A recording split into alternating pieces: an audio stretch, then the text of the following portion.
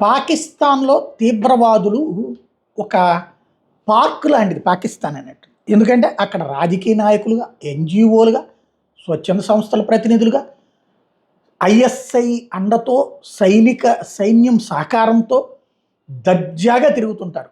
భారతదేశంలో అల్లకల్లోలం చేయడం కాశ్మీర్‌లోనో, ముంబైలోనో, ఇంకో చోట ఇక్కడ ఉన్నటువంటి ఆ పందులకి సంబంధించినటువంటి పిల్లలతో ఇక్కడ యాక్టివిటీ చేపిస్తుంటారు. అక్కడి నుంచి కొన్ని పందుల్ని ఇక్కడికి పంపిస్తుంటారు, తీవ్రవాద పందుల్ని.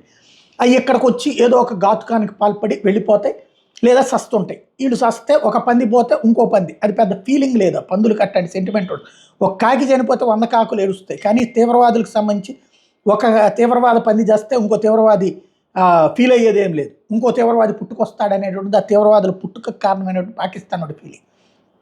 ఇప్పుడు పాకిస్తాన్‌లో జరుగుతున్నది ఏంటంటే ప్రతి తీవ్రవాది వణికిపోతున్నాడు, రహస్య ప్రదేశాలకు వెళ్ళిపోతున్నాడు. ఒక హఫీజ్ సయీద్ లాంటోడు గత 3 ఏళ్లలో 25 సార్లు కనబడ్డాడు, ఇప్పుడు ఎక్కడ కనిపించట్లేదు. అలాగే వీడికి సంబంధించినటువంటి బంధువర్గం కనిపించట్లేదు. మొన్నటిదాకా గుర్తు తెలియని వ్యక్తుల కారణంగా భయపడ్డారు. ఇప్పుడు అట్లా కాదు. భారతదేశం మొత్తం పాకిస్తాన్ మీద యుద్ధం చేయదు. ఎందుకంటే అనవసరం అన్నది, లేదా ప్రపంచం ముందు ప్రాబ్లం అవుతుందనేది తెలుసు. కాబట్టి తీవ్రవాదుల నాయకుల్ని లేపేస్తుందేమో అనేసి వాళ్ళని జనావాసాల మధ్యన ఉంచారు. అంటే వాడిని పేలిస్తే జనావాసాల మధ్యన కూడా. కానీ సైన్యం అక్కడ ఉంచగానే అక్కడి నుంచి తప్పుకుని వాళ్ళు అజ్ఞాత ప్రదేశాల్లోకి వెళ్ళిపోతున్నారు.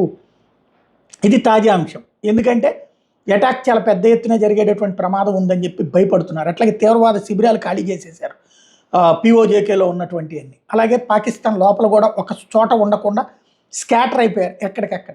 ప్రస్తుతం పాకిస్తాన్ ఓ రకంగా ప్యానిక్ మోడ్లో ఉంది.